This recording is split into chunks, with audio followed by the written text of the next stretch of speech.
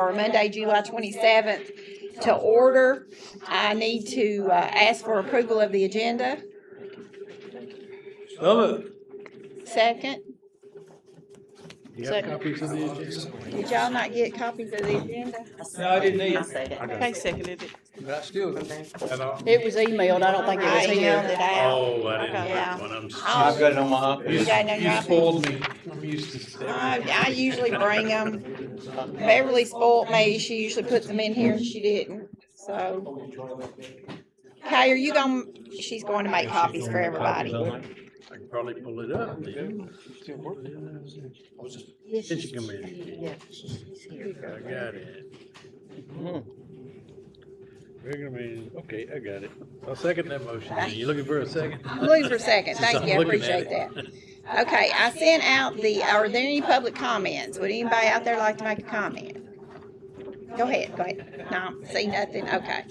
Now I have approval of the minutes.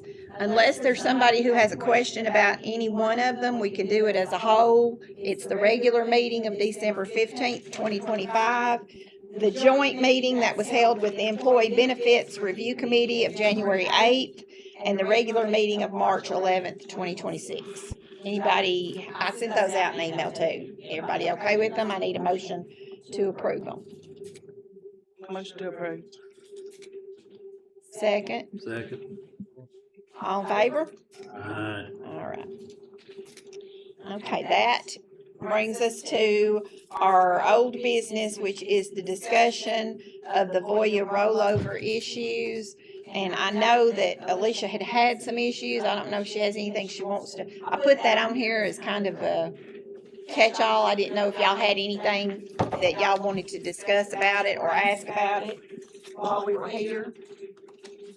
Thank you, Kay. Yeah, I am still having issues.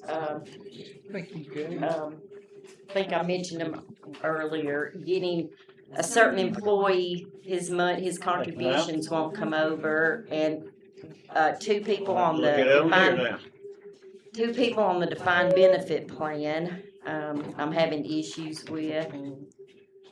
And I did get one to go through last week. So I think we've had two people who left here and they've gotten their money, only two that I know of. So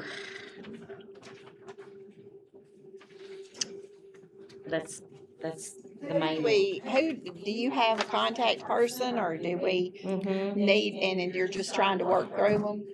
Okay. Probably hundreds of emails if I had to guess.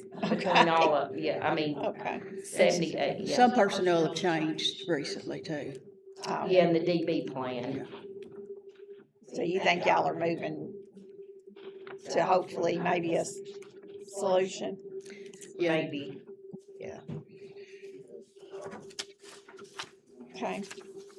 All right, well, we can move on into our new business then. Item A is discussion of the TPA for our 401K. Is that what you're trying to email me, Greg?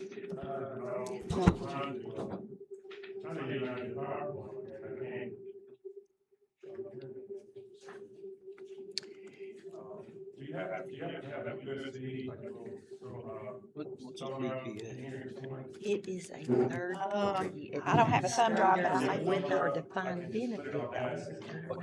We have a third party administrator. Company called USC, I'll cast on it. I'm sure they got one. It's well making You doing all right? I am. How you doing? It's good. Is it a good thing?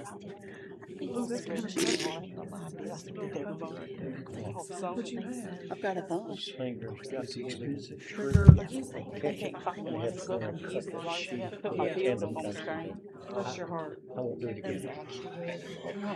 They could give me a shot. Not that I'm aware of. Yes. I just have to use your cell phone. Bless your heart. How many gigs does it have to be? You're right. I think so. I mean, this meeting was scheduled a week ago down. Because people know if it's in here, we need the equipment. Well, it wasn't scheduled to be in here. It was only changed last week, I know, but that was last We week. didn't know that he was gonna have the slides and Well, normally that's why it's in here. It should be understood. Well, he always, They just know you. Yeah. he always has slides, They do that to stop the blood, and then they give you about 6 shots. even when he's in the A basement. local. Yeah. Mike says it's so much better when you can do it that way. Oh, yeah. Yeah, we get it all back. So do you have to go through physical therapy now? You do what now? Are you gonna have to go through physical? I shouldn't say this. Yeah, hopefully that's gonna fix it up. I don't have to go back and use stitches. I just don't have to touch it.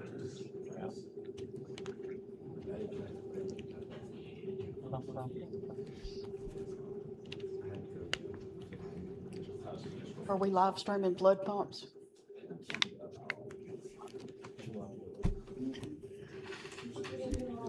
Our blood pumps. There's a meeting today about blood pumps. Yeah, that's what Lisa was saying, and I thought we Is it did have one construction today. meeting? Yeah, but I don't know when it took place. I didn't see that on the list. I think that's what's going on. Yeah. You can't. Is that over in the other conference room? You know? I don't know where All right, all right. I think they're having difficulty.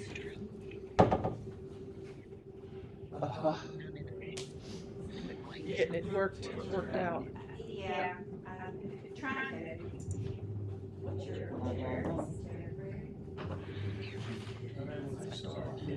These two guys used to be, they switched over to.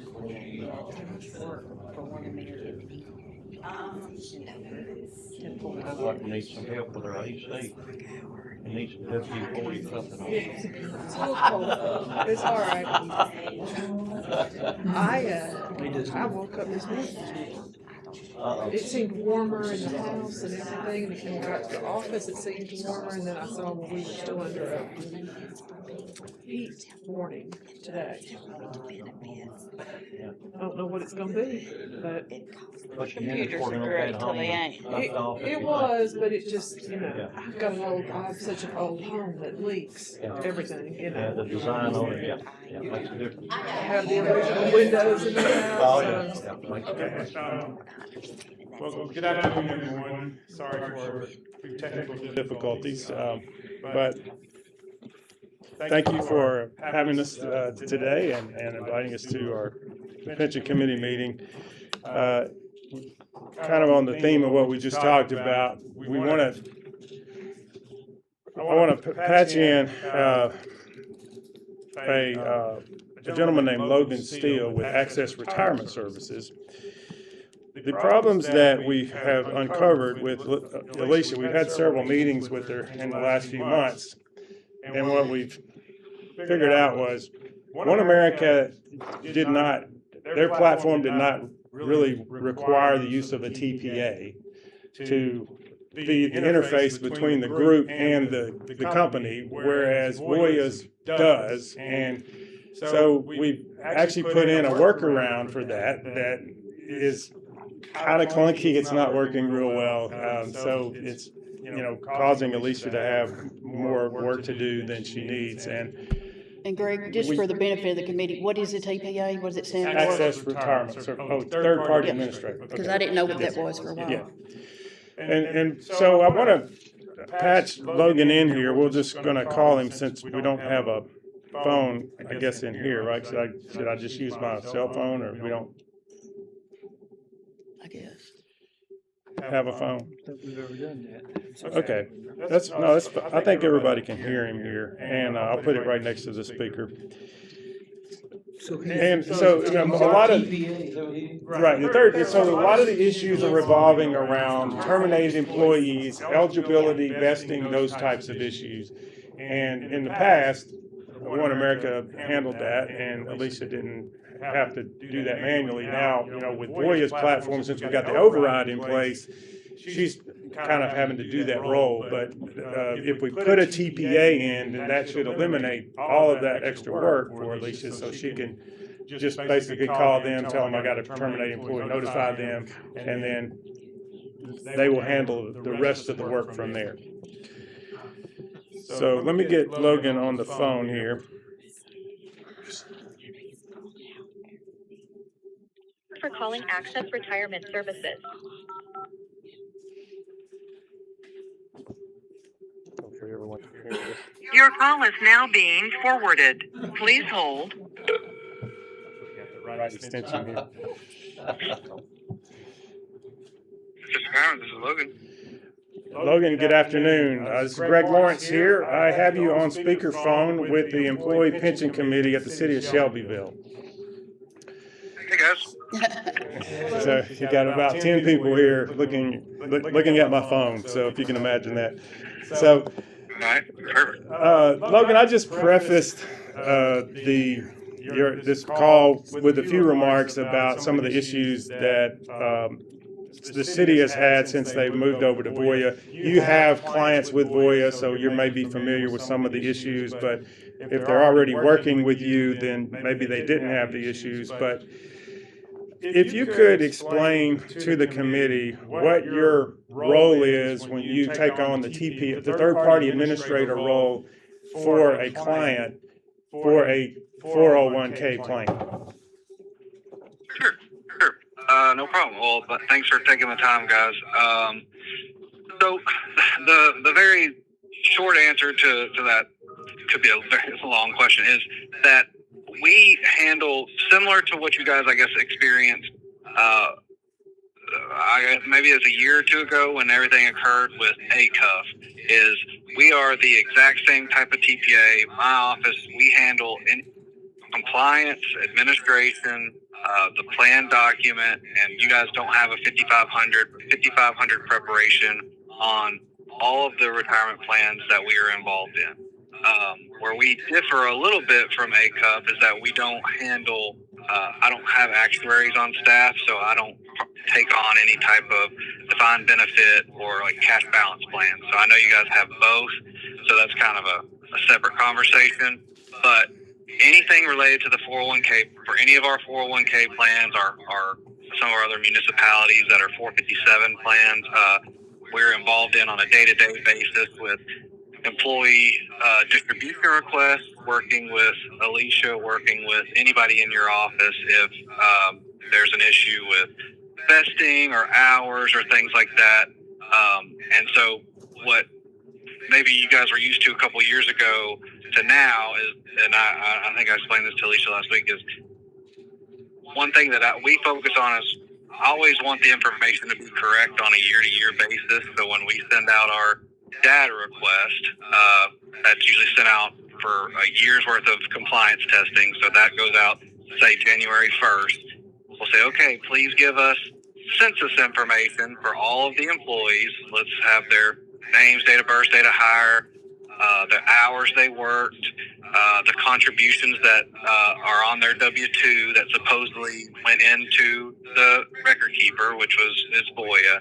And we always want to make sure that reconciles. We want to make sure that Logan Steele's working there. He contributed $5,000 of his pay, and he got a set amount of contributions from the city. Did those hit his account? Are they there? And then are they accurately vested? So at least on an annual basis, we always make sure everything ties. That makes it a lot easier when you get to somebody needs to take their money out.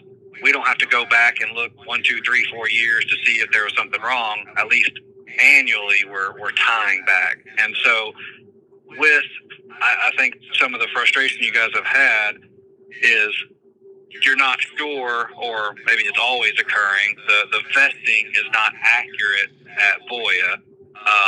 And that's maybe because the payroll isn't communicating correctly with the Voya upload, and it's not tracking, and I'm going to say tracking and stacking hours. That way when somebody gets their additional year of service, it's not carrying over, and so that has caused questions to come into play on if it's even accurate, and that means Alicia and maybe more of you guys are spending time trying to confirm somebody's accurate vesting. Well, in that case, we're always, I want to say, kind of the middlemen. We're in the middle. So if a request, and I'll back up just a little bit, similar to, we do have a couple plans that are in y'all's exact same situation that were at One America and then now have converted over to Voya.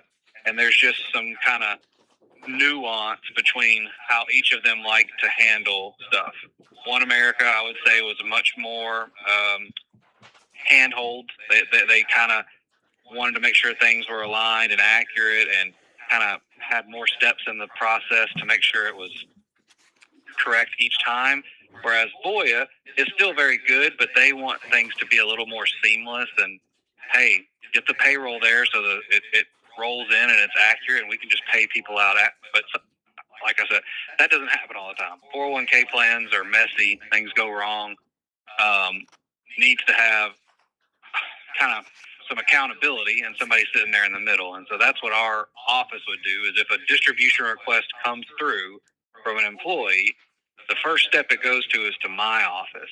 We would say, okay, so-and-so's requested it. They've been working there 20 years. They're 100% vested, approved. Then it would go over to your guys' office to be the final signature to pay it out. Or if somebody had 3 years of service and Voya for some reason is showing 0% vested, well, we're like, well, that doesn't make sense. Based off of this, they should be this number. Or they terminated in the middle of the year. Have they gotten their extra 1,000 hours to have that credit one more year, so that way we can plug it into Voya and then it sends it over to your office to do a final approval. So again, I want to say it's not necessarily much changes in what Voya needs to process. It's just that my office is going to kind of be right in the middle of it to help make sure it works. And then if something doesn't make sense, at least you guys, or at least you guys, can call us and say, what's going on? Something's not right. And then we can look into it. So I know that was a very long answer to your short question, but is that kind of cover generally what you were wanting to know, Greg, and everybody? Yeah, what questions we got a question here, Kay? Would you communicate direct with Voya at all, or are you just communicating with Alicia? I'll definitely be able to communicate with Voya, in the sense of, are you saying like in one person distribution request if something's wrong, or just like if anything goes wrong, we can loop in Voya? I can do either one, but if there's a let's say that somebody sends in a distribution and something doesn't look right. That person has no vesting, and Alicia's like, I know those guys have been there. I know this gentleman's been there 4 years. He should be here. And we say, okay, well, we can solve that. We have the background information to agree. We'll process that distribution. But I think along with that is we need, if you guys hire me and working with Alicia, working with Voya to figure out why that payroll integration or the hours aren't accurately coming in. We do that on a lot of our plans. And I mean, I'd like to solve the easy stuff on the front end. That way it helps alleviate some of the confusion and extra work when we're trying to approve one-off distributions. But yes, I can talk to Voya about anything. And if there is, and just to kind of be candid with all of the record keepers, Voya is not alone in this. Having really good reps there, client account reps or plan managers, whatever they're calling them, they're hard to come by, because sometimes the really good ones get promoted and they become team leads, and then sometimes the bad ones just kind of disappear. So if there is a situation where we're not getting a response we need or something like that, I've been in the business now 15 years. My mother, who started Access Retirement, she's been doing it for 40 years. I mean, we have a few people we can reach out to and say, hey, we are not getting the service we need for this large of a plan. Can we get some attention here? And at least that might help resolve when we're in a pinch. Does that answer your question? Okay. Any other questions? Lisa, Yes, ma'am. if you don't mind, let me just make certain I understand. And this may be for Kay or for Alicia, or for Logan, if I can understand where we were. When we were with One America, who did these services? ACA, is that correct? No, ACUP was It's the years phone. ago. There was Okay. no one after ACUP. Okay, Absolutely. It was just a form was filled out and sent to One America showing, what percentage they were vested or not vested. okay. And that was it. Alicia handled that. Yes. You handled Yes. that, so Okay. some of this administrative issues, One America would handle at that point with you? Yes. Okay, okay, and so Voya is not doing those things for you now? Not a lot of them, or just, a lot Okay. of them they are not. I'm having trouble when someone leaves, getting their money if they are vested, and then some have only been there 2 years and they say they're 100% vested, which they're not. Because they So have to there be is here. obviously records there, but you didn't have that kind of trouble before No. we switched over? No. Mm-mm. So this is adding another service. Do we have a contract on this? Is there a proposed contract for this service? Or is this something that One America's picking, or Voya is picking up for us? Well, this is the first discussion we've had of it, so, Okay. I mean, I think Voya is used to operating with a TPA, is that right? Okay. Right. Whereas Yeah, One that's America just different. worked direct with Right. cities. That's the difference. And of course, we couldn't control the fact that Voya bought One America, No, And the bigger I think the companies are, they get away from paper Yeah. and those type things. So sort of reduction in service. Well, With Well, this they change. want everything to be electronic, Right. streamlined, and whereas One America had more things that she could do on paper, and Right. whereas more. Well, and the only ones going through now where people are getting their money is paper. Yeah. Those are the And ones so that we've got to work around with paper, Right. but it's still not ideal because it's not the way they. Yeah. their website is set up to handle it differently, like with the And TPA. it's the way that most of the major companies, that's the way they all are operating this way now. So One America was somewhat of an exception in the way they, like Logan said, they were a little more hand-holding than some of the other companies. This TPA doesn't. And unfortunately, that's kind of, I if I had to guess why they had to sell a little bit, because it's just, the hand holding is a tough task and needing more service and more bodies, and I think that's why Voya gobbled them up. Chief?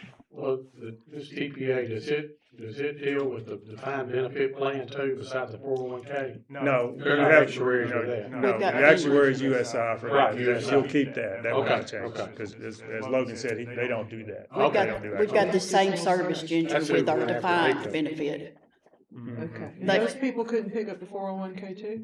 We asked mentioned it, but we He haven't said they gotten it. typically don't. Yeah. They just do the, okay. And we didn't think you wanted to kind of go with somebody who doesn't normally do that. You want to find a TPA that this is what they do. And they've got a lot of Voya clients, so that way they already know the system, and they can, hopefully Alicia can just make the call to Access Retirement and say, hey, I got this issue, and then they take care of it on the back end, and she doesn't have to deal with it. That's ideally how it should work. Has Voya, One America been doing like the 5,500 form each year? You don't have to have We one. don't have to. Yeah, because you're government. Yeah. Yeah. But you do have the actuary for the pension, and that's USI that does that report every year. Any other questions? I think, Logan, you did send me a proposal this morning, correct? I didn't have time to check my email. Yeah, I sent you the formal fee quote and the service agreement if you want to work on that. And so that's the other piece. And just to kind of carry them back to one thing I heard, and again, I don't know how long ago, I want to say fell off, but Alicia, were you saying that they were never the TPA on the 401k plan? Not Or that they I were? No, I don't think so. I don't remember ever sending anything to them. No. Okay, so DD It was you all- might have been It's all been Yes. One bundled America at One from the America. very start. Yeah. Okay, because when it's a TPA, when I'm involved with 401k plans, we always use the terminology unbundled. So it's the TPA is a part separated from the record keeper, which back in the day would have been One America. They will do it bundled or unbundled. So no matter what, there is always a TPA involved. Whoever is drafting the document and supposed to be doing any of the recon. So it is possible that One America was being your TPA at that time. And Voya, I mean, technically would do it bundled, but I think in terms of, especially in non-ERISA stuff, they like to keep that unbundled with a TPA, at least in all the ones that we have with them.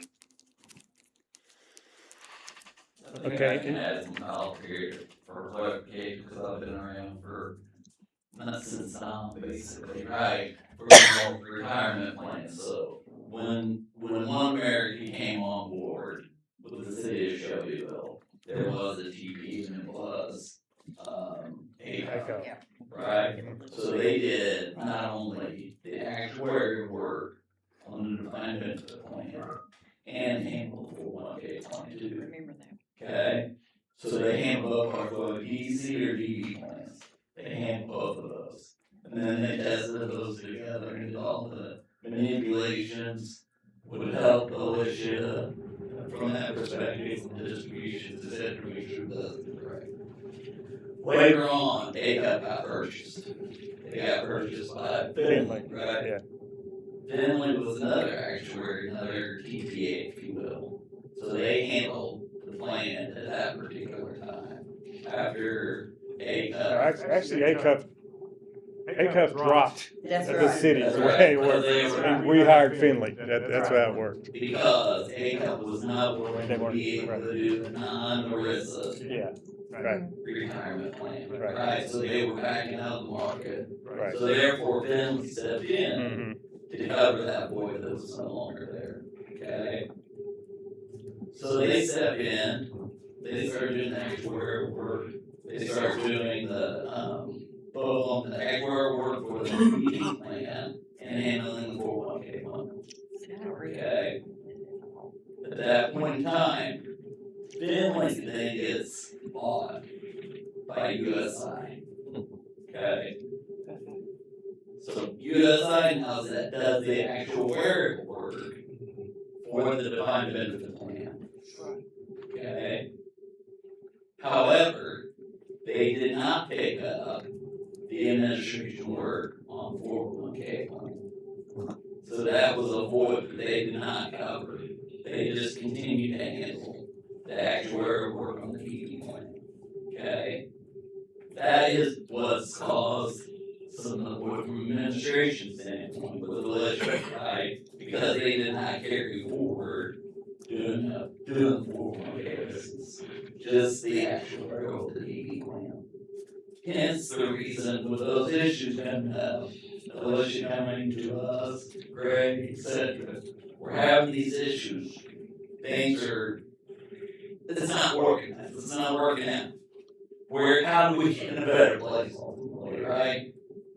So that's where we began having discussions with our friends at Access Retirement Services, because that was a void that was needed to get things working in a better process, right? Having a process ultimately and making her life easier. So that's where just knowing, because I worked with Access Retirement for a long time, and knowing how they handle, how they administer, and how they are just customer service friendly, which they had not been getting, especially because they didn't have a TPA, which is why we were introducing them to you all today.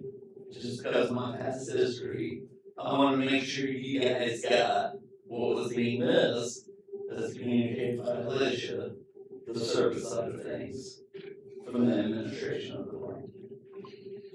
So again, just to circle back around, ACUP started up the TPA work, both for actuarial on the DB plan, or defined pension, and the 401k. They they no longer wanted to handle the administration on quote unquote non-ERISA plans or city plans in this instance. Okay? Finley steps in to take that position. Okay? Fast forward in the future, Finley gets acquired by USI. Okay? At that point in time, when Finley takes over or acquires the previous EPA, they only took over the pension plan and not the 401k. Okay? So hence, now, and this happens all in the process of, before the migration, the migration is what made this shine, right? Or let's say burn in religious perspective. So now we are looking to fill that space in order to get things back moving in a positive direction. Well, I just think they did, One America did a lot of the work that a TPA would normally do, and you didn't really need them to do the eligibility. They had accurate data in their system, and that's been part of the problem, is some of the data is not exactly accurate, and we don't know why, but that's an issue that we need to figure out.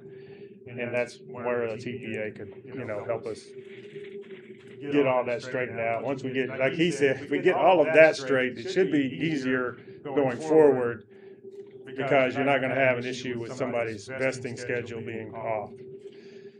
So that's, in a nutshell, why we recommend that you will at least look. Yeah. Right. And if you want more options, look. And I'm not just trying to throw you under the bus here, but if you want to look at others too, we can certainly provide different folks to look at. I just sent Lisa the proposal, a service agreement, the proposed service agreement. So I don't know how you want to handle that, Lisa. You want to get that out to everybody on the pension committee and let them look at it? I'll email it, and I did get that. I don't know how come we couldn't get that other stuff. I'll email it out to everybody on the pension committee. Of course, it'll have to go to the council for approval, but Okay. I'll email it out to everybody. All right. Any other questions for Logan? One thing, and I was going to add one thing. So on that service agreement and the stuff, Josh, I don't know if you want to lead into this, but with One America and with Voya, we do get revenue. So I believe there should be some basis point trail that comes to us from the plan that helps to go towards offsetting our expenses, our annual administration expense. And since you guys have a large plan, it's not a small number. So, I did want to highlight that it is.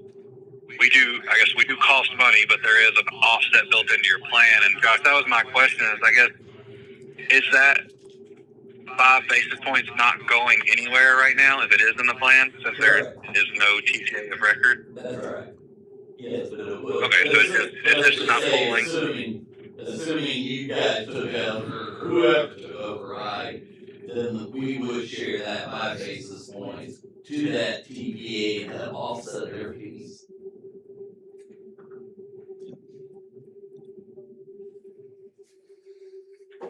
Any other questions?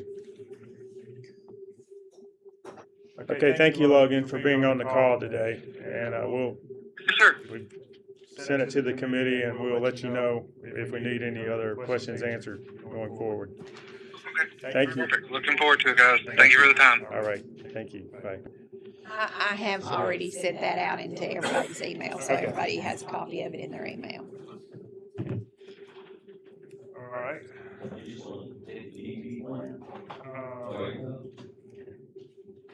Yes, I can. The first quarter of the DB plan, is that where we're at? Yeah. Okay, I'll go ahead and go over the defined benefit plan while I'm up here, and then I'll let Josh go over the 401k. Okay, so These statements look a little different also than what we're used to. Everything's changed, so these are a little more detailed, more pages involved. But the bottom line is, if you look at where you started out on last year, no, I'm sorry, this 5/1 from 5/1/2026 to 6/30/2026. You had investment gains of $366,540.47. So just in that 3-month period, you had over $366,000 in investment income. So you went from $18,429,798.49 to $18,821,255.62. So a nice appreciation there just in a couple of months. Any questions about that? Okay. There's the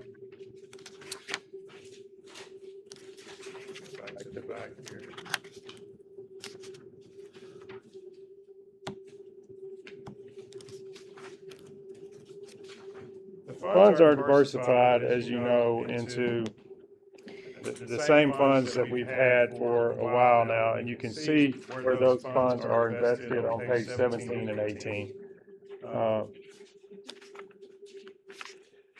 So we've got in the breakdown and of the portfolio, how it's broken out in the different fund families.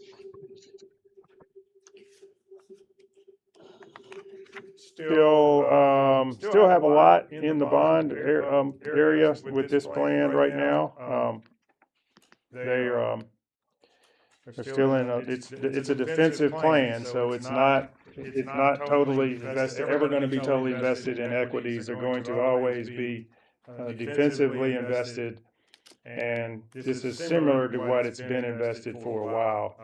So you got quite a bit of the investment income in the bonds market, and then you got mostly up 12 million of it in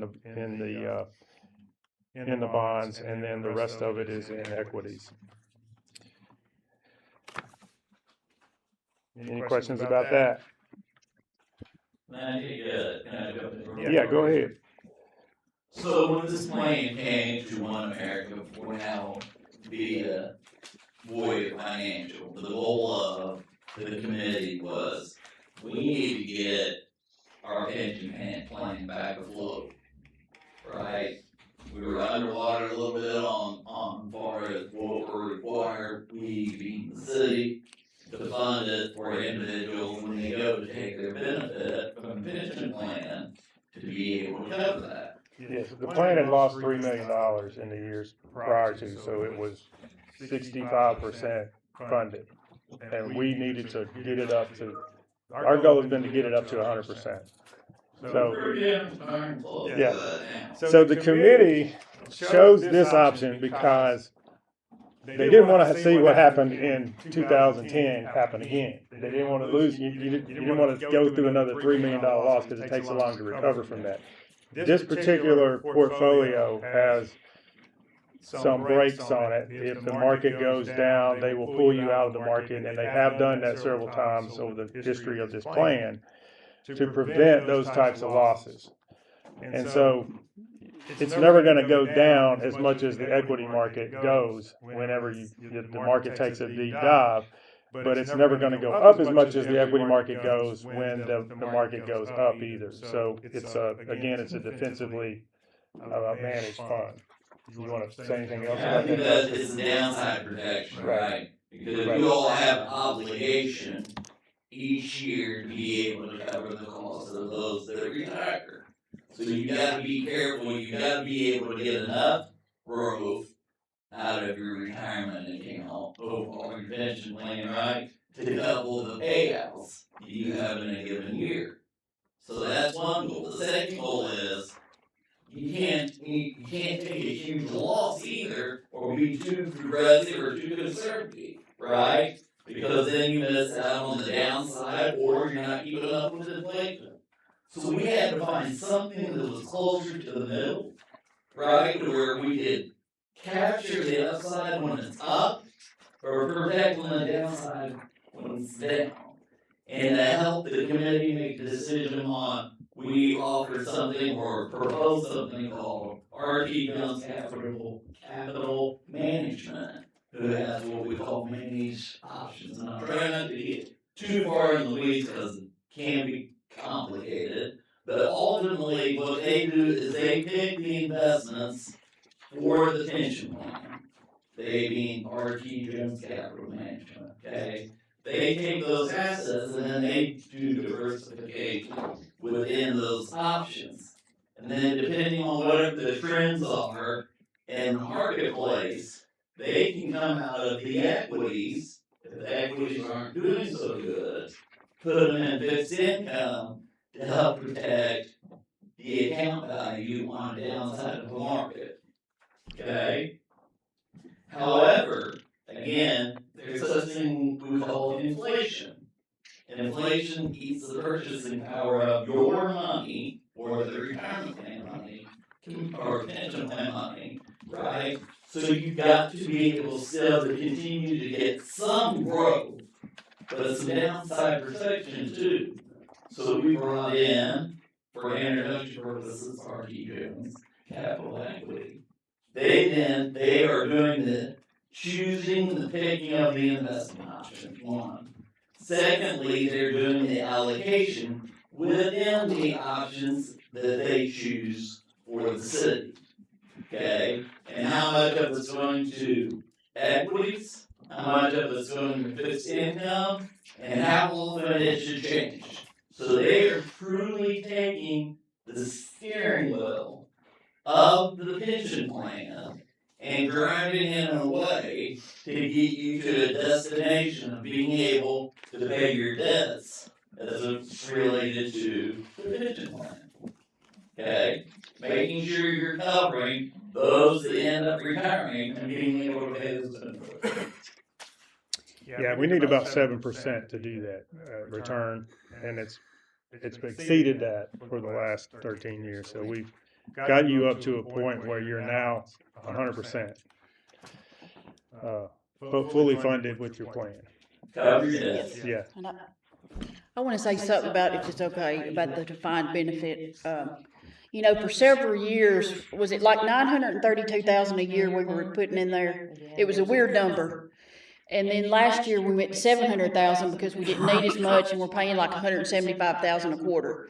I don't think this committee necessarily made a recommendation this year. We've got budgeted another $700,000, but do y'all want us to keep putting in the $175 a quarter? We need to.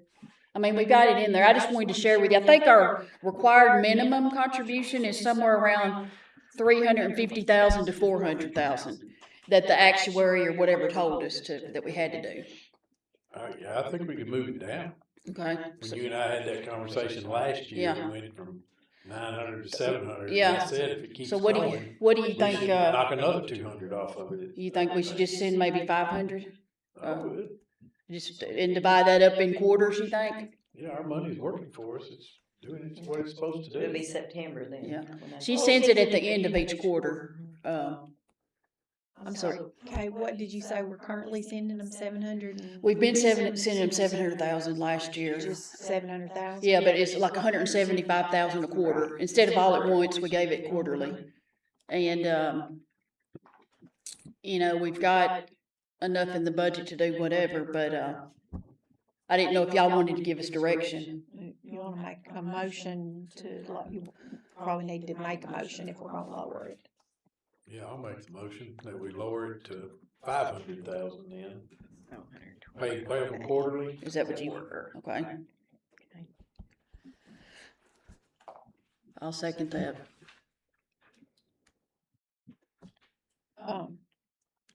Okay. What do you call that, Kay? Like, what is the actual name for it? Employer contribution, I guess. Yeah. Is that just employer contribution to the DB plan? Okay, I just want to make sure I got my wording right. And that would begin, Alicia, you said. September. Beginning in September? First one. Yes. We pay at the end of each quarter. Mhm. September 2027, I mean 6. Yes. Okay. Okay, so I have a first and a second, all in favor? Discussion? Oh, I'm sorry, discussion. I have a question, so I understand. So, Voya, or before that America, the money going in by the employees is not enough to cover, there's not been enough, and the city is using taxpayers' money, 500 to 700,000 a year to keep this fund. This is the pension plan. So you got the pension plan and you got the 401k. So the pension plan is the city sponsored, sponsored by the city plan that you've had, that you froze in 2005, I think.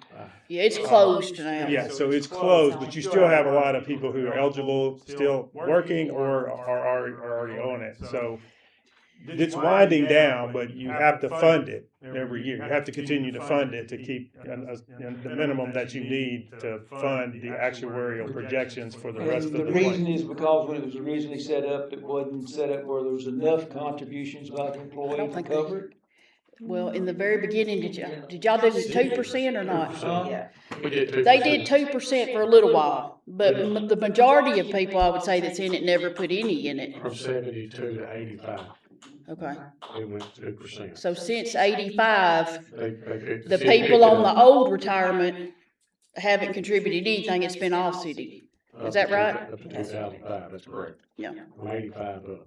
On 85 back, was when they put 2% in per employee. But and now the current plan is different, right? Now it's just 401k. New people can only get in the 401k. This is closed to people since 2007 or. And 401k will not put the city in it.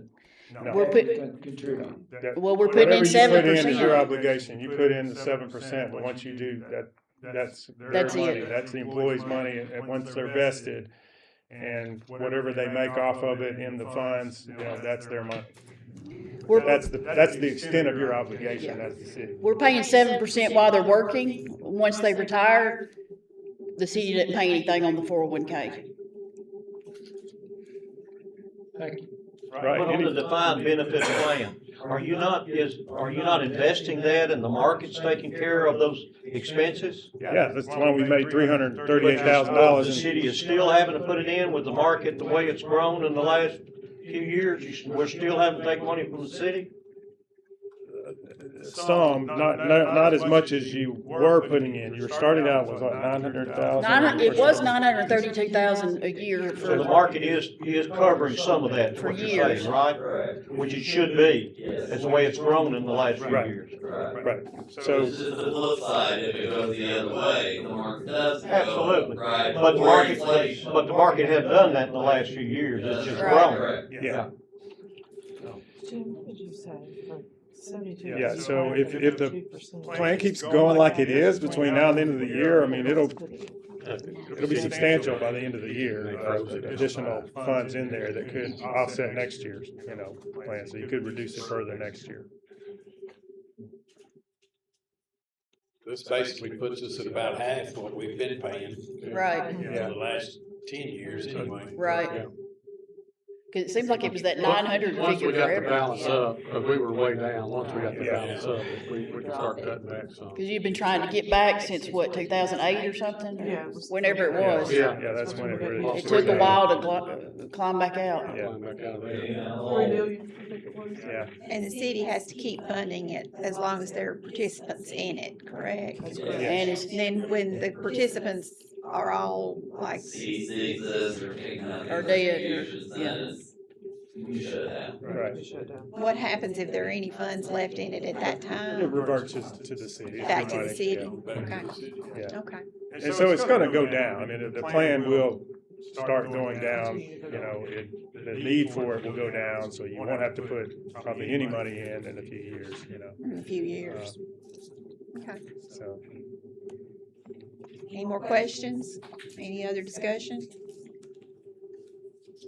All right, so I have a motion on the floor to lower the employee contribution payment to $500,000 payable quarterly beginning in September of 2026. All in favor?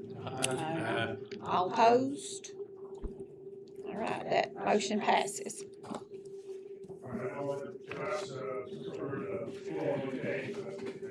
right, so review of the first quarter on the 401K.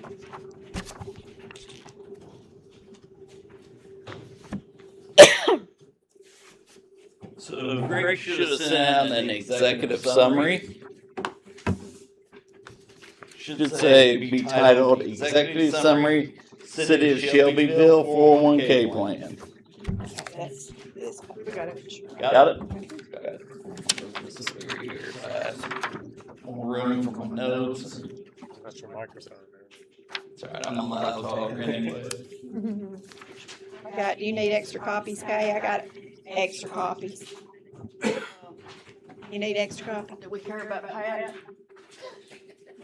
Pat says there's extra copy of that and the one for the defined benefit.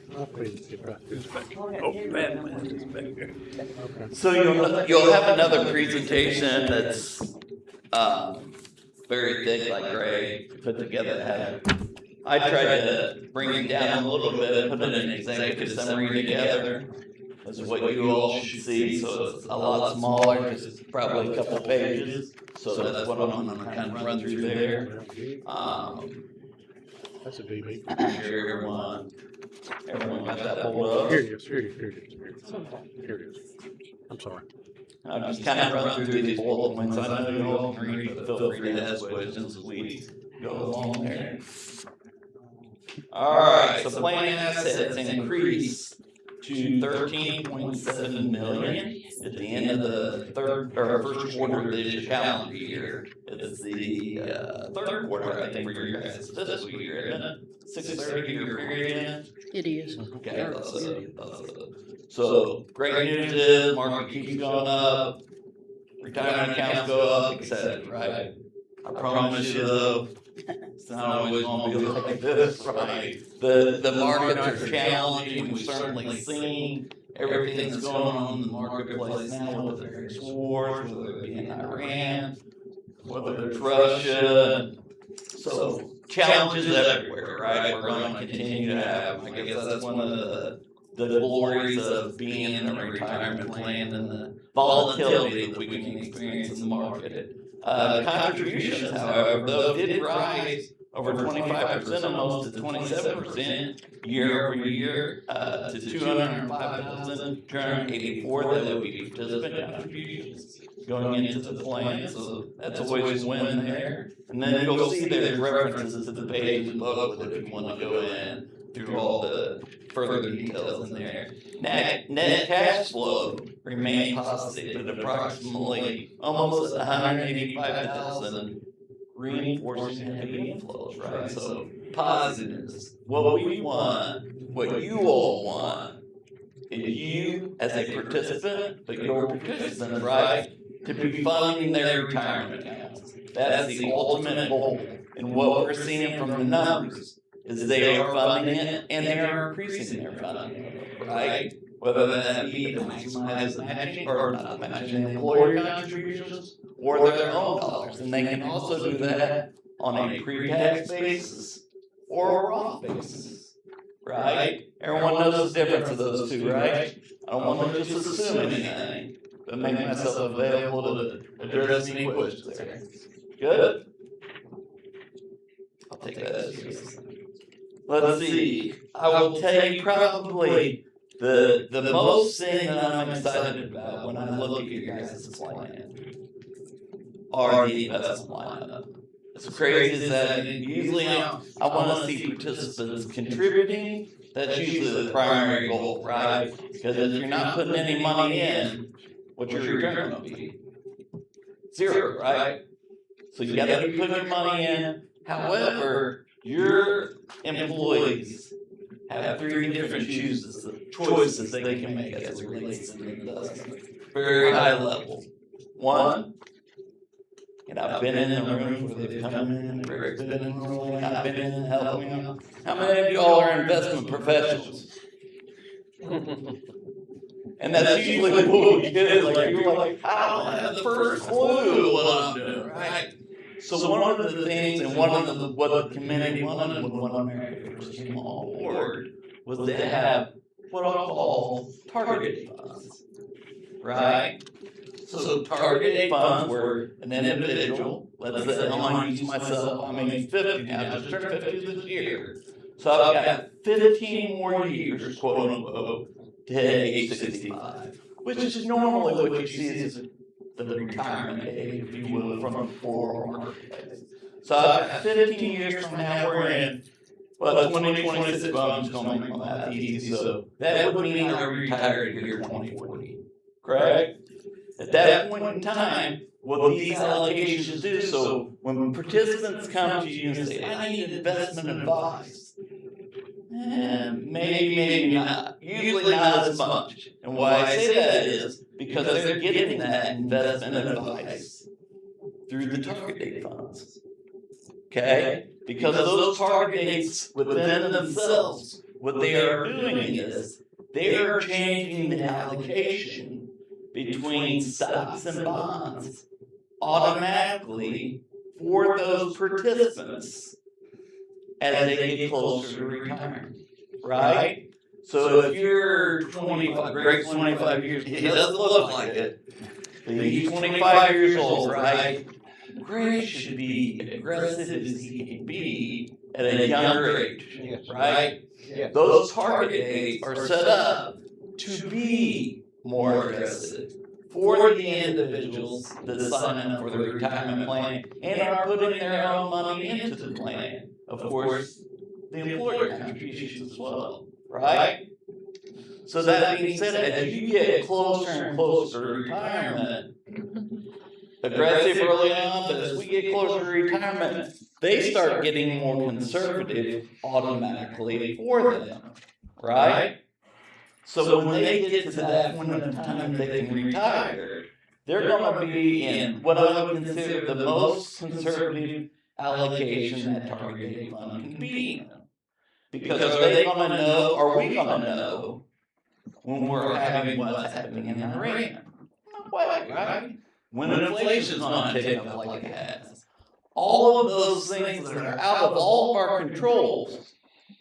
But while behind the curtain from those target date funds, those investments are being invested as they should be for that individual.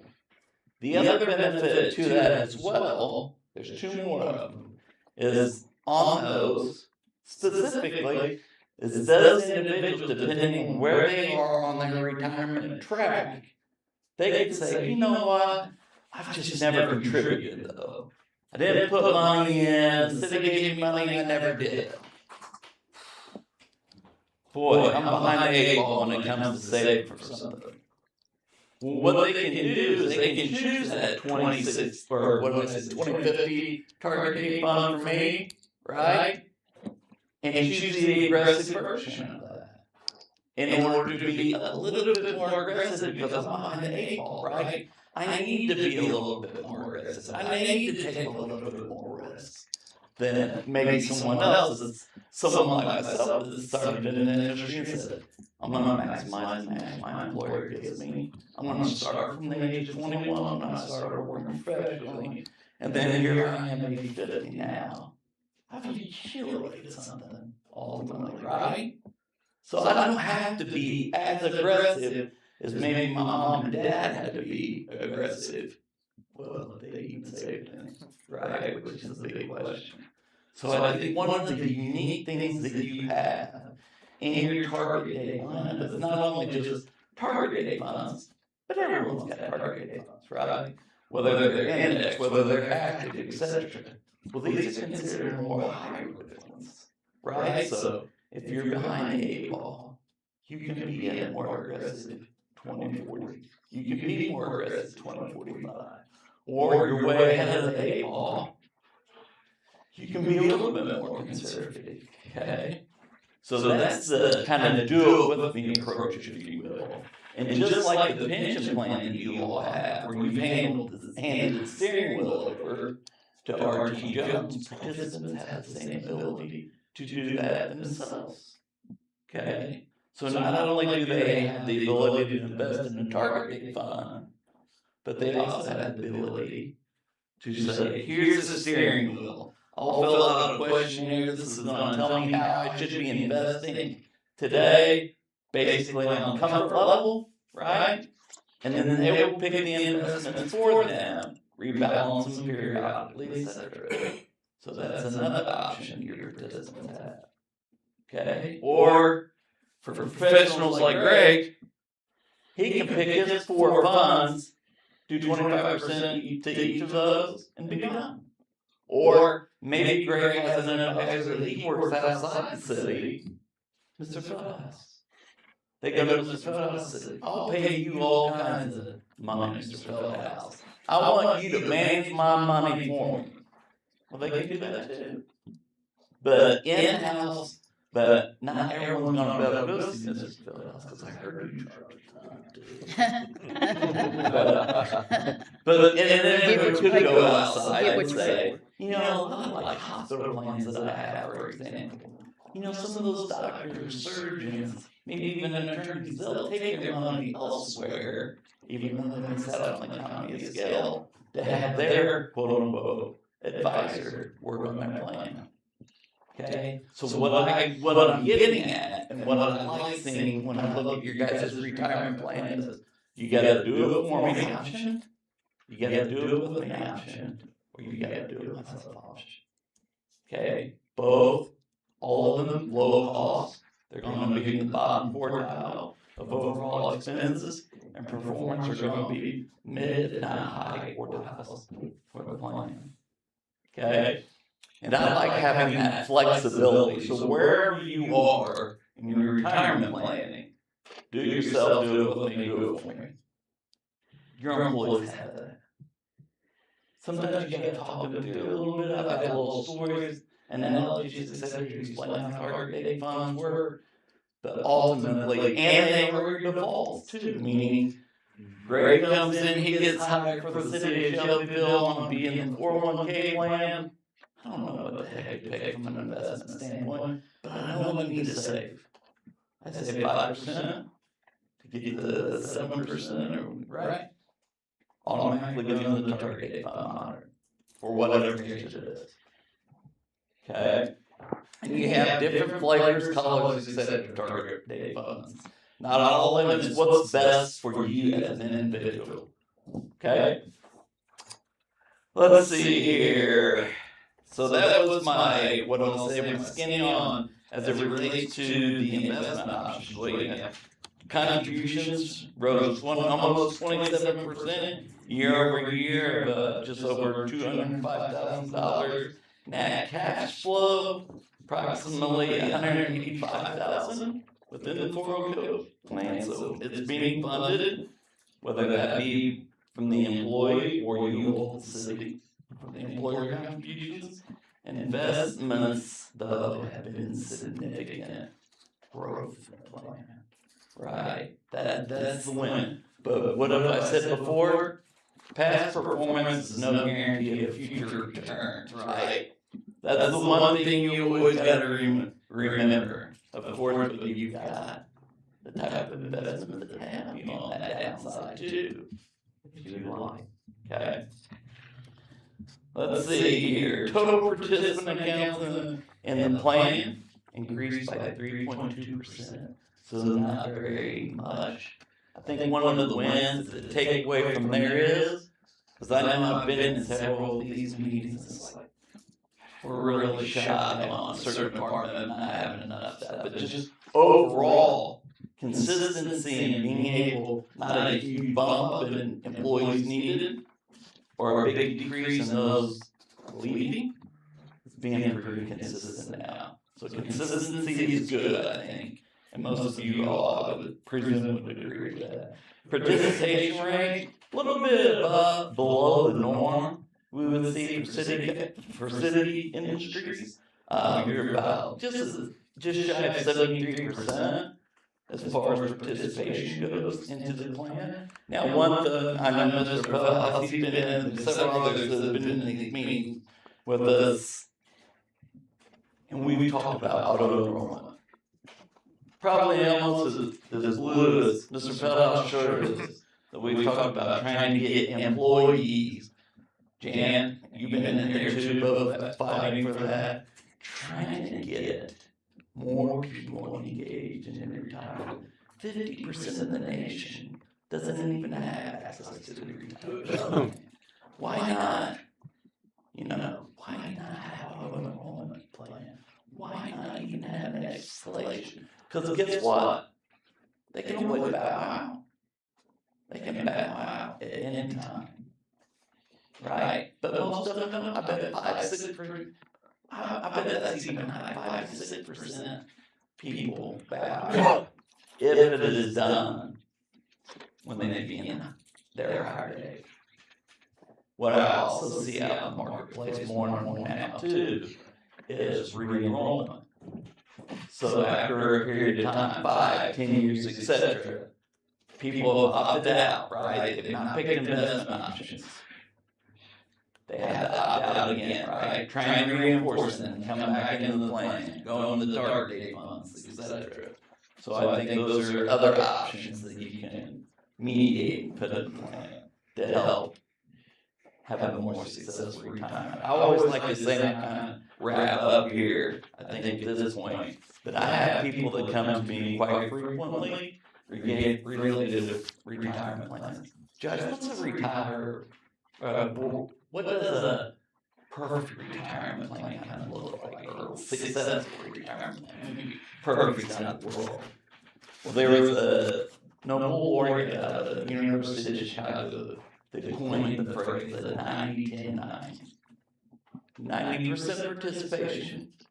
You guys aren't that far off, really. If you adopted auto enrollment, you're at 76 now, right? Auto enrollment, re-suite. I bet we're over here there. Okay? The next portion of the 90-10-90 is contributing 10% of their own dollars. Okay? And the last is 90% of the money being invested or managed by a professional manager, like your target date funds, like RTs.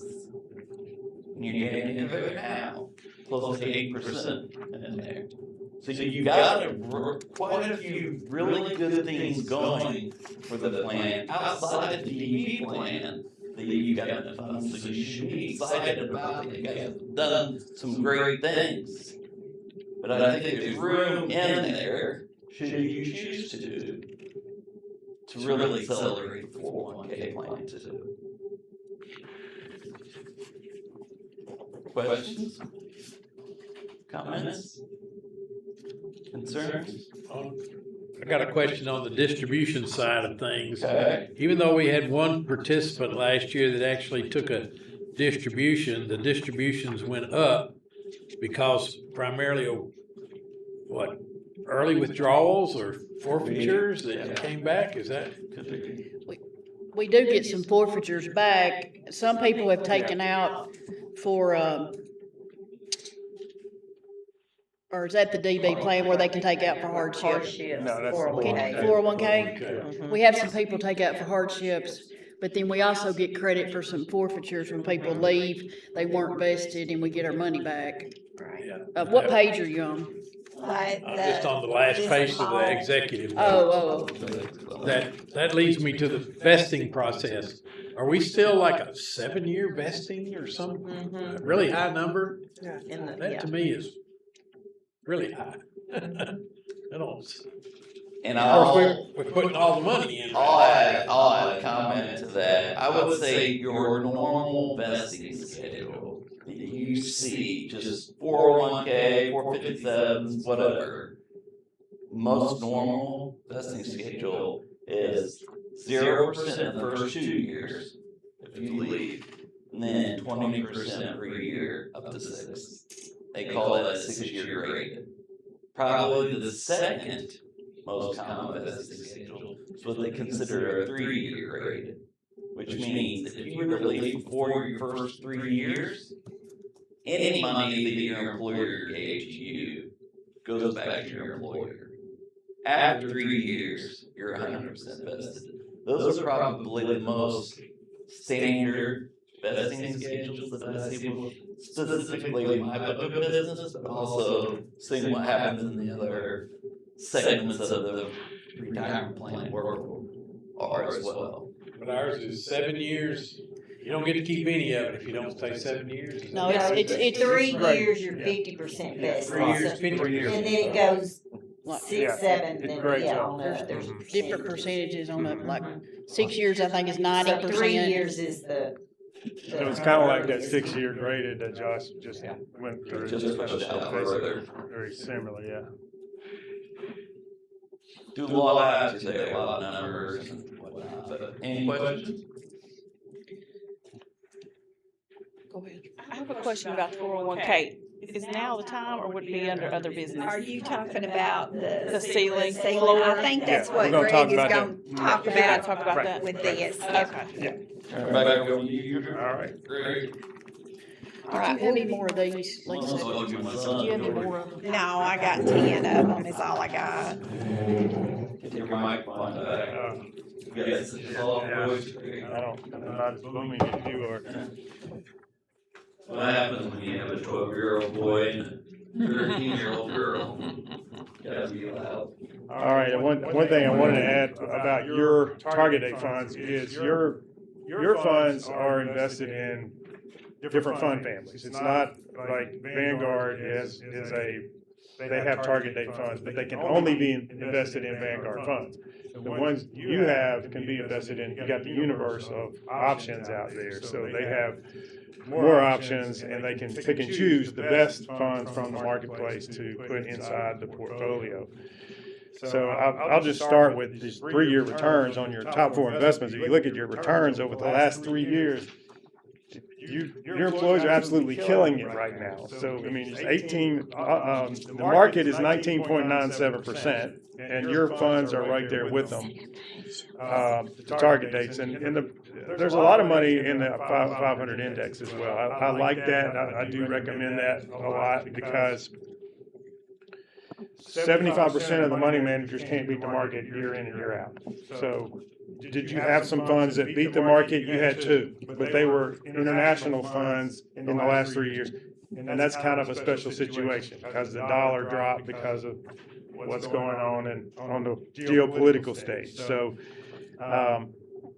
it's very difficult to beat the market. So if you're in the S&P 500, you're going to beat 75% of the fund managers in America every year, year in and year out. So I like that fund.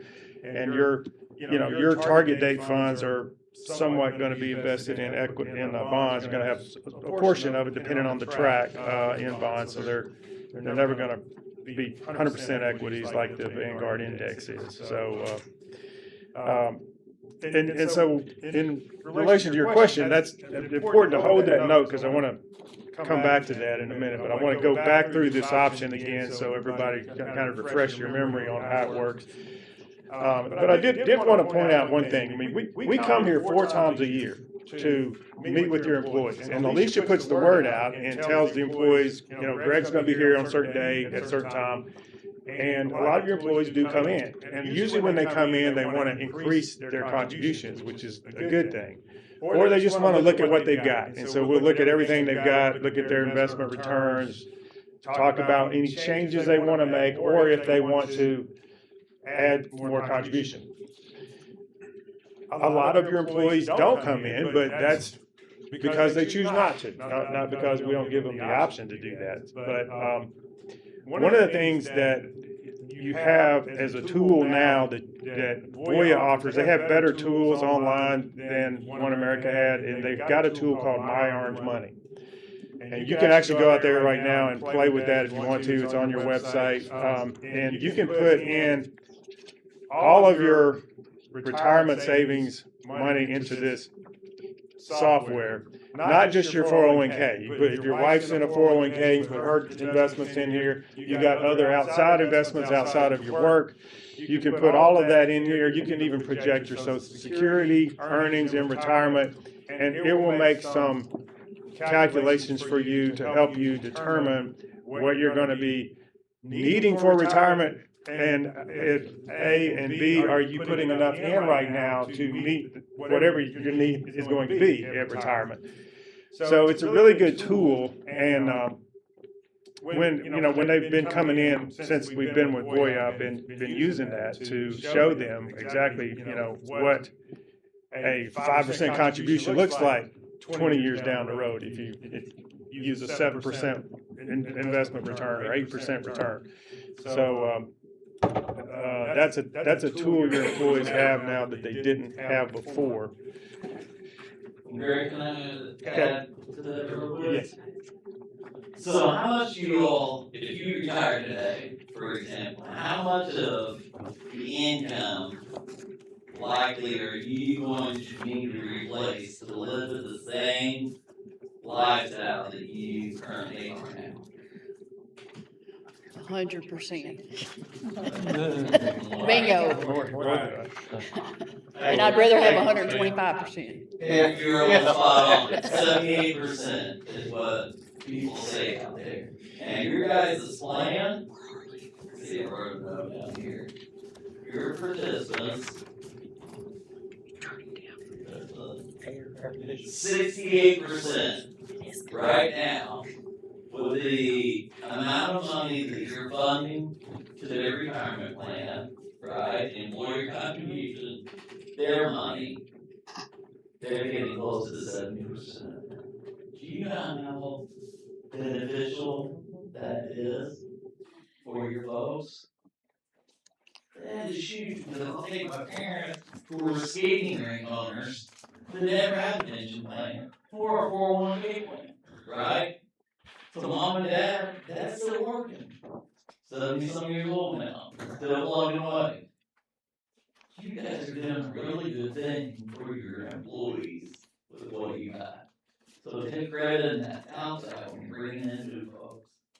Because right now, 78, so they're almost bringing in what they need to be, if not.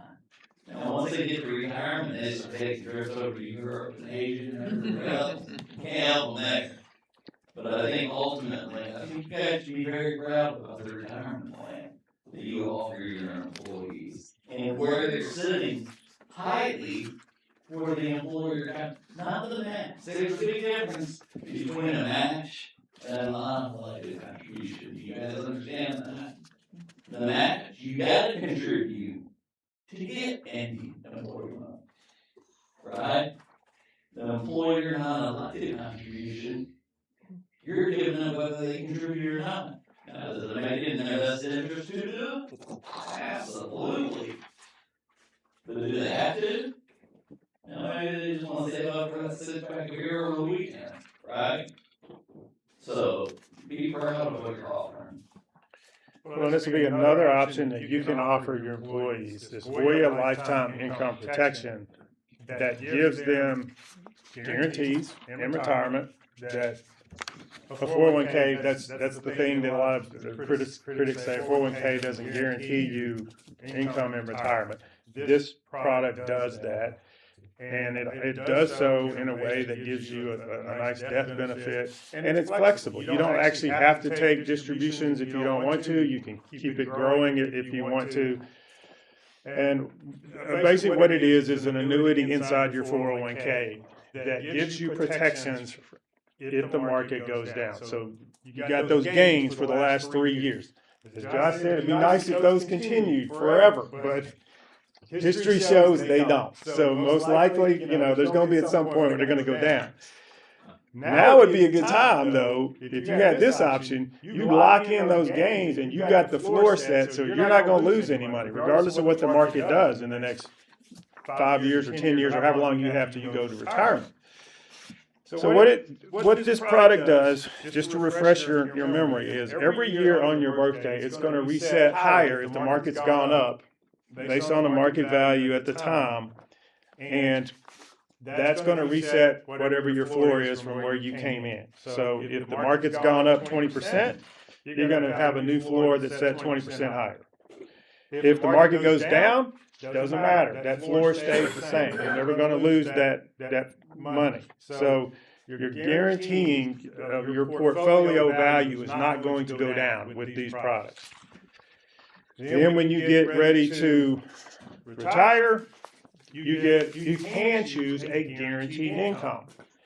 Or you could choose to just leave the money in there and keep the floor and just draw out what you need, but keep that thing going up every year on your birthday. And then you can just say, well, I need $1,000 this month. Can you send me $1,000? You could do that. You could just take distributions as needed. You wouldn't necessarily have to take a monthly guaranteed income, but that option is available. So we went through a scenario where we did an employee with, we went through this scenario, so you've seen this before, where you had a 40-year-old employee making $40,000 a year, getting a 2% raise every year. They work here for 25 years and get ready to retire. Final salary is going to be around $65,000. So we looked at what is the pension plan, what would the pension plan give them now, your current pension, the TCRS hybrid plan under the DB portion is going to give them close to $1,300 a month. Then we said, okay, what if you took the 9% that TCRS requires you to put into the DB portion and just invested that in this product? What would that look like? Well, you would have an investment portfolio balance of 10% at $455,000, or 8% you'd have $339,000. We said, okay, let's split the difference. Let's say you made 9% average, which is not unrealistic. The 40-year average for the S&P is 11.1%. So 9% is not unrealistic.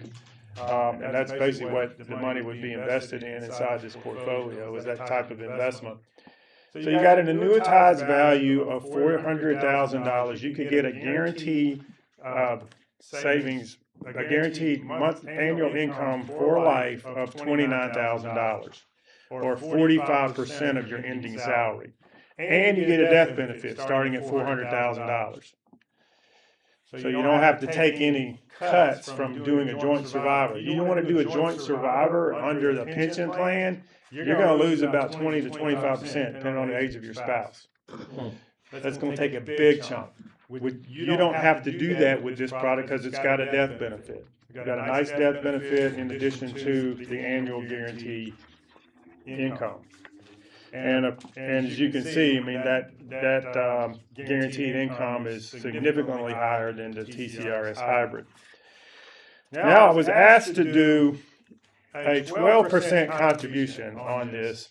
Same employee, same number of years, same everything, except he puts in 12% because you're putting in 7 now, and going to what Josh said about doing an automatic enrollment, if you said to your employees when they come to work for you, you're automatically going to be enrolled in the plan at 5%. We're going to take 5% and put it in the 401k for you, unless you tell us you don't want it. And most of them, they're not going to come in. They're going to forget about it. They're not going to come in and say, oh, I didn't want that.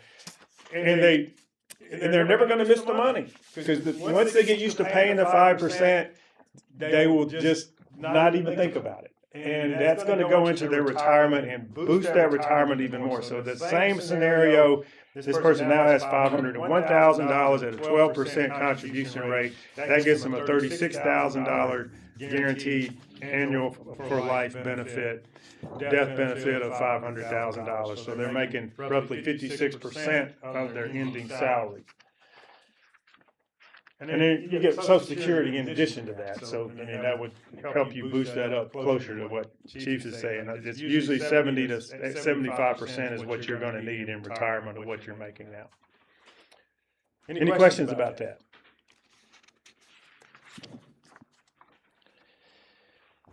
Okay, the next page, I just said, okay, TCS hybrid, if you did, 3%, which you can't do, they make you do 5, but I did 3. just to be fair, a fair comparison, you would have the $1,300 a month roughly, and then you would have the $125,000. You would have $125,000 in your 401k at the end of 25 years. So, I think most of us probably look at that and realize that $1,300 is not enough to live on. So you're not going to be able to live on that.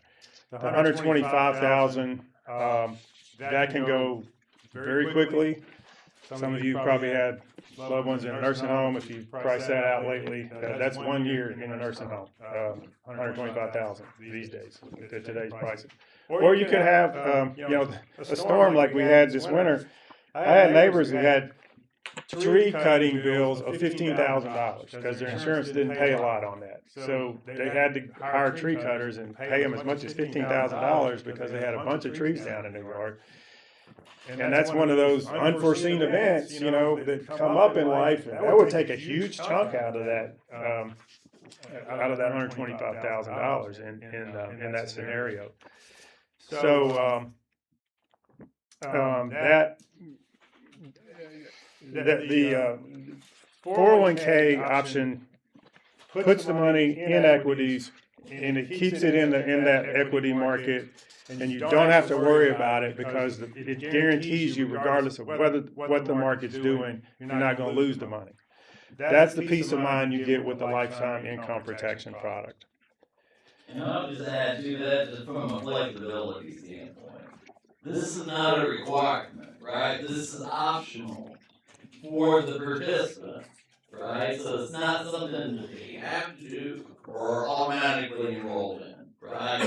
So if they had someone they were working with outside, they would be able to go there and work out whatever they need to for their specific situation.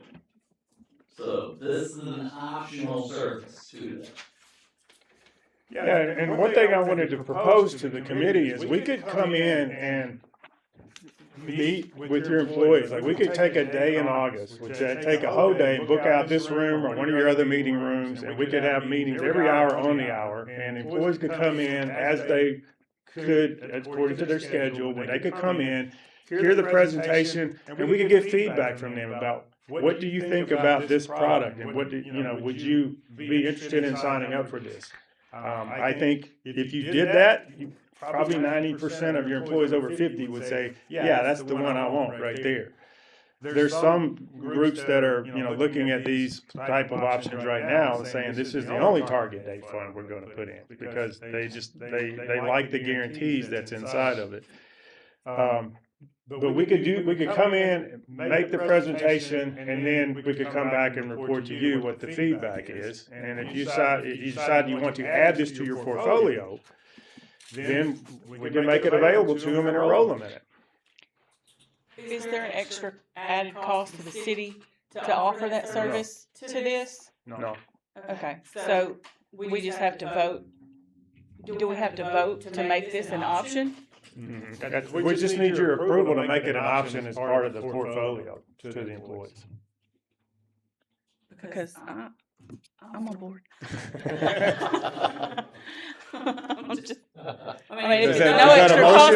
it's no extra cost to the city and it's a benefit for the employees to have a guarantee on your 401k, I don't see the downside.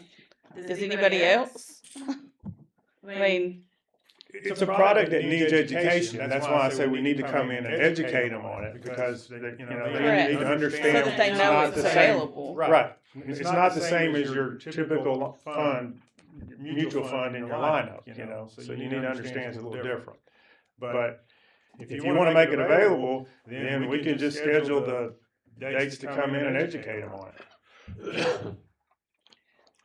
Where does, I'm stupid in all this, so I want to try to understand it. So the money that you put into the 401k and then it grows and grows and grows, and that's where your annual guaranteed income comes from. But where does the death benefit come from? Is that something separate? Yeah. Because you were talking about your spouse, that's like, so you're drawing off of your 401k, and then if you live long enough and you draw all of your 401k, where does that death benefit come It from? goes down. It does drop as you take the distributions out. The death benefit. So it is does go down. in the 401k. So you could use it all up, or could use. You could eventually, yes. Okay. I mean, if you live long enough, you could use up all your money. Okay. But you have a lot more than you would in a typical pension plan. Right, You know, right. and the pension plan that pays, the only death benefit is what you paid in. And that, they pay that out first. So your first 5, 6, 7 years, they're gonna pay out most of all, if not all of you, the money that you paid in. So there's no death benefit unless you choose the joint survivor option, which is very expensive, to do that. So, in this scenario here with the $1,300 and the 125, it's it's conceivable that you could run out of money before you died if you live long enough. And that's the scenario that, most of us probably want to avoid, unless you want to move in with your kids, assuming your kids want you to move in. So, What if you don't have a spouse? Then does your death benefit could go to a beneficiary? Yes, and that's the other bit. I give it to you. Yeah, that's the other beautiful, the beauty of this product is your death benefit goes to whoever you want it to go to. If you did a joint survivor, it only goes to that one person, So, this gives you flexibility. And if your spouse should die before you did, then you could change the beneficiary, So, there's flexibility in that too. And these initial numbers you're showing here are on a 40-year-old. 40-year-old. I got one. I'm scared to show it to you. So Henry asked me to do one on a 20-year-old. So this is the next one. These numbers are so stupid crazy that I didn't know if I wanted to show this or not. But They're real. they are real. They are real. Assuming the 12% contribution, assumes a 9% return. Everything's the same except the employee starts at age 20. The annuitized value of the plan at age 65 is $2,298,186. So I know that sounds like a whole lot of money in today's terms, but you got to think that's 45 years down the road. What were things costing in 1980? What was that? Be 81? I mean, what did the car cost? What did the house cost? What are all these things cost? And so what are the costs going to be in the future? We don't know, but this, yes, but it's a lot of money. And if you look at, here's the beauty of it, if you look at what their total contributions were, $345,000 over that 45-year period, that right there proves that you don't have to make a lot of money to have a lot of money at some point. You just have to discipline yourself to save. And over time, you will have a lot of money if you do that. So this person's putting in $345,000. They're going to have $237,000 annually guaranteed for life. That's 248% of the ending salary. Death benefit starts out at $3 million, over $3 million.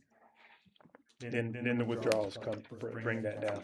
Under TCS hybrid, you would have a $41,000 annual guaranteed guaranteed portion for life. That's 43% of your ending salary, and the 3% contribution would get you to $824,000. Still a really nice, in today's terms, nice income, but again, this is 45 years from now. So what's the cost going to be then? We don't know. So, questions? We have to make a motion to put that as part of our portfolio. If you want to add this to your portfolio, we just need you guys to tell us that's what you want to do. And that gives you the option. It gives the employee the option. Does the city have the option to require 5%? Or that you can do an automatic enrollment. That is an option too. You could set up an automatic enrollment if you wanted to, and say all new employees that are coming into the plan, we're going to, or really all employees, I guess, automatic enrollment. Unless you tell us you don't want the 5% taken out of your check, then we're going to start taking 5% out. There's still got to be an option.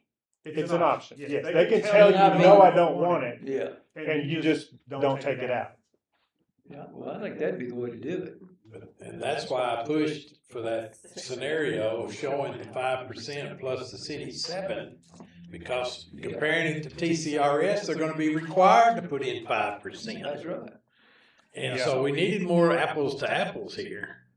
And the TCRS is not nearly as rich as your own 401k driven plan. And that's your money. And also the option of an annuity is always available to you, whether you select it on the front end or change it. At some point, you could be that 20-year-old and 65 years old. He's got $3.5 million. He can take a portion of it then and annuitize it if he doesn't want to annuitize the whole thing. You can always do that. So this is a way, though, that they can visually maybe see it up front. If they had to say, "Oh, I like that one," would they be? They could change away from that, I guess, during the. They could, yeah. It's an Years option, too. you know, it's an option inside your portfolio. Yeah. You don't have to put 100% in either. You could put 50% in the annuity and 50% into something else. So it's just another option on your plan, is what it would be. But it does need some explaining, and that's why I say I would recommend that you guys have us come in and let's do some education and allow the employees to come in and say, hey, we got a new option and we want to tell you about it.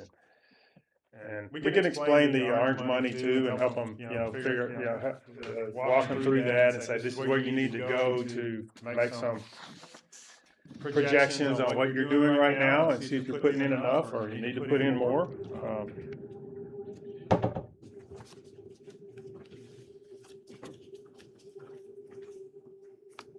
There's two different things, right?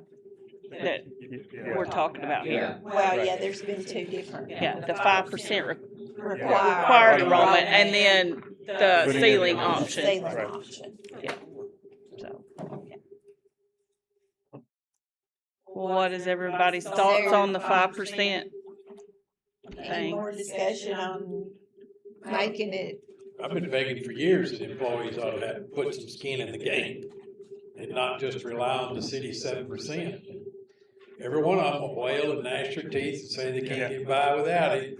But a few months or a year down the road, they'll never miss it, and then they get a raise along the way. Well, yeah, I'm putting a little more in. I'm good. Especially if you do it right when they're onboarded, right? That first paycheck, they've never seen that check.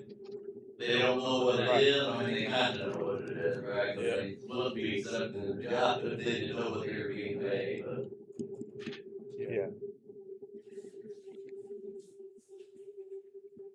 So it only affect new hires, not people already.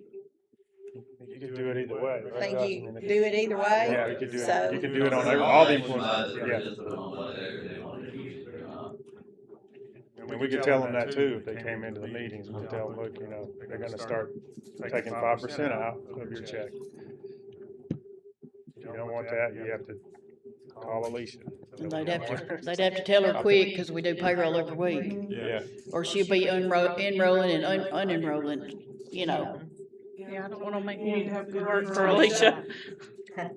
I think when we talked about this once before, we talked about having people automatically enrolled when they were hired on, and they had to stay that way for a month in order to allow Alicia time to take them off. Like they could tell Alicia when they were hired, no, I don't want to do that. Yeah. But you're in for a month. Of course, then there was the whole question about what happens to the money, but if the city's still putting in their money, I guess the account's just set up and the city's portion would just keep going into it. Just gonna have 90 days ultimately to ask for their deferrals back. If they get auto enrolled at 5-7%, whatever, right? And within 90 days, they change their mind, they don't like being auto enrolled, they can ask for that money and be fed back to. The state policy that we've been looking at, is that an auto enroll of 7%?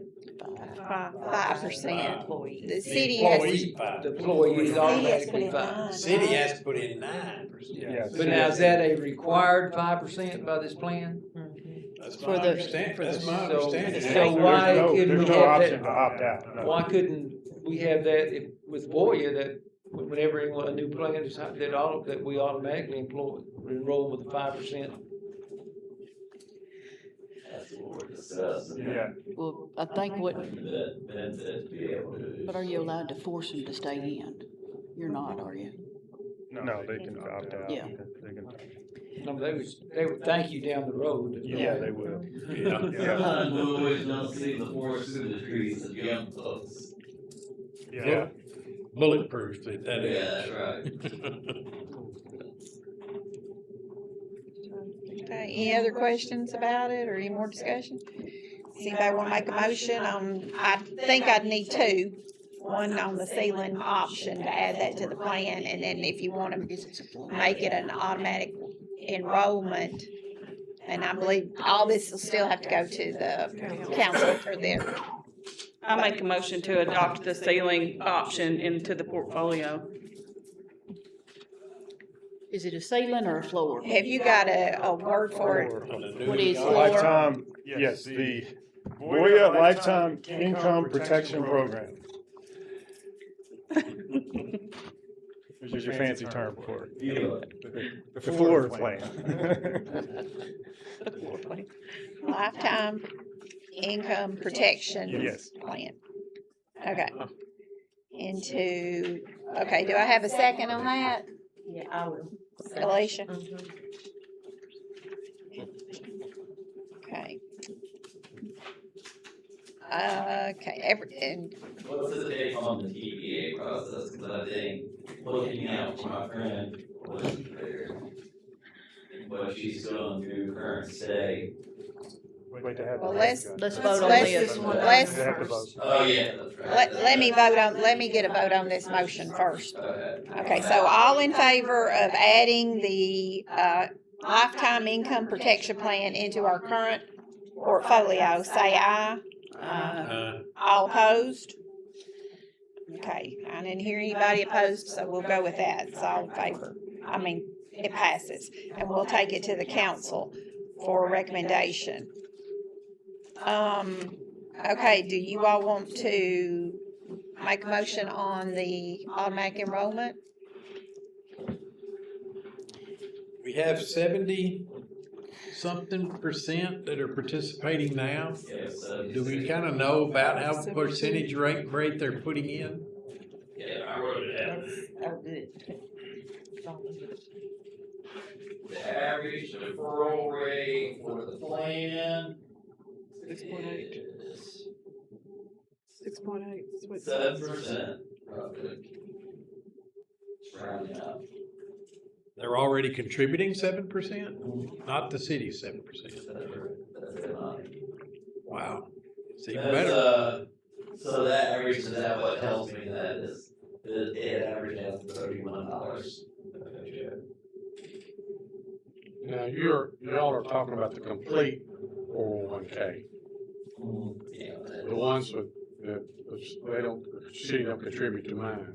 That's right. So you're incorporating That's all their of money, yeah. That's right. Employees' money. Okay.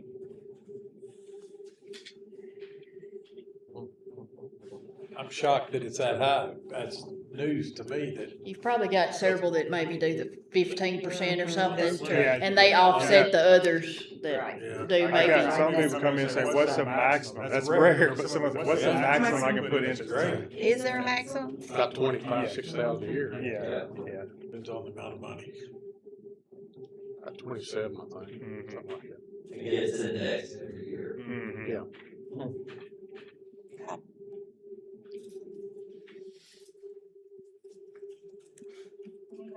So if we make it a mandatory 5% in order to get the city 7%, is that the way we it would be set up? If they don't put the 5%? If you did it that way, Still get you're, 7% ultimately, whether you can contribute the 5, they're all gonna roll, whether they do it or not, whether they opt in or not, at least they'll get the city's money. You'd make it automatic enrollment at higher, 5%. Give them a certain amount of time to drop out, but the city would continue to put 7% in. Good. You'd almost raise it like And you'd leave the the, match of X%. Well, you don't put anything in for You'd the leave first the year, distance. Yeah. so it would just be their money for the first year. Yeah, going cause into it. 7% doesn't start till after a Till the year. first year, right? starts at a year. Mhm. And that'll help from a budgeting standpoint, so you can see where they're at. This is just new employees only, correct? We just have to set up parameters, like how long do they have to say, oh, I don't want that? Could they do it any time, or is there a time limit, or? You know, like once you automatically enroll them, do they have 30 days to get out, or could they tell us 2 years from now to get out? It's a set 90? Well, they can get all their money back if they tell you within 90 days. Anything they put into it, they can. But If they they wait till more than 90, then the money stays in there. But they could drop it at any point every quarter when you come or whatever, right? Mm-hmm. Is that right? At the quarterly, yeah. Like if they've been here for 3 years and you come down here and they're like, well, I don't want to put my 5% in anymore. Yeah. And they can stop that, Right. but still continue Right. to get the 6. Just like your standard 401k, you can stop it at any time. Yes.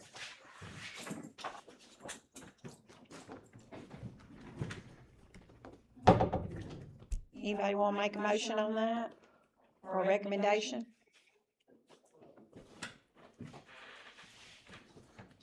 Yeah, I'll make a recommendation or the motion that we do new employees a minimum of 5% automatic enrollment.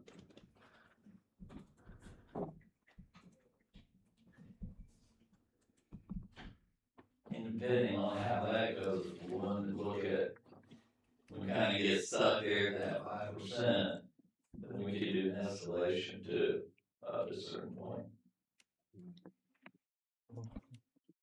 And you say it's already a requirement or rule or statute or whatever that they have to be allowed to withdraw for 90 days. Okay. That'd just be part of the plan parameters. Okay. After that 90 days, I guess does it have the 10% penalty like everything else that got Yep. pulled out early? Okay. So they still get some. Okay. So we have a motion on the floor for that. Does anybody second that? And William? All right. All in favor, say aye. All opposed? Hearing nobody opposed, that motion carries. So that'll be a recommendation to the city council. Now, do you want to talk about your third party person again? You brought that back up. You want to see if they want to make a motion on that? Yeah. Okay. Do y'all? That's a need, whether it be them or someone else. I almost said it during the discussion, but I don't think it's that expensive. I thought like $2,000 to $5,000, and that's about right, I think, isn't it? Yeah, there's So a sheet at the max, I think it's gonna max out at 5. I think with the money they get from Voya, that's gonna bring those numbers down. So yeah, it'll probably be settled in somewhere around 4 to 5. Yeah, it looks like they've got a setup fee of $1,000 on the front end. Yeah. Then $2,000 for the document fee, and then annually after that, it's a $2,500 charge. Plus $20 per employee. Okay. So most of them I've seen TPAs like that are in that range. So Yeah. yeah. Hey, do you have the money in there, in the budget to do this? We've got it in fund balance, yes. Okay. And we've got 200,000 because we Saved it on just there. lowered, where they like to make 200,000. I'm sure they would. Yeah. Never heard that come out of your mouth. Yeah. That was, have you ever heard sarcasm come out of my mouth? Yeah. They're gonna watch That was the tape and they're sarcasm. gonna send us another revised, this is a revised proposal. That was a joke. Okay. A revised quote. 2,000. I think I forgot to take my medicine at lunchtime. That's what it Yeah. was, had to be. All right. Do we have a motion for recommendation on the third party? What do you call them? Third party administrator, Administrator. TPA. For the, is this for the 401k or the DB plan or Just both? 401k. Just For the 401k. 401k. Oh, okay. You will retain USI, you've already got USI, and you'll keep them as your actuary. They do a good job. Yeah. They They do. do a good Yeah. job. So I guess I'll make a motion that we retain Access Retirement Services, and That's right. Access retirements. as a TPA for our 401K Second. per their schedule of fees. that they've submitted. Alicia second and There's a thirded that. contract. Yeah. Second How and many- thirded that. How There's a many contract levels? that came with it. And she said she would pay it out of her paycheck. Per their contract that they submitted or whatever. Is that what- Yeah, we What may, does Ginger want? we might need to tweak a little bit. Well, We'll recommend it her to the legal council to do review. it, I guess. or- Yeah, we're Look at recommending, it. so then we'll get legal review before we get it to the council level. Okay, got a first and a second to hire the third party, or recommend hiring the third party administrator for the 401K Access Retirement Services per their contract pending legal review. All in favor? All opposed? Okay, hearing no opposes, that will be recommended to the city council. Y'all, we're giving y'all lots to do. Talk about vesting. Still like to tweak on that some at some point, but maybe not today. On move, okay. All right, anybody have any other discussions, any other business? Hearing none, I will ask for a motion to adjourn. Thanks, everybody. Appreciate it. Thank you. See y'all.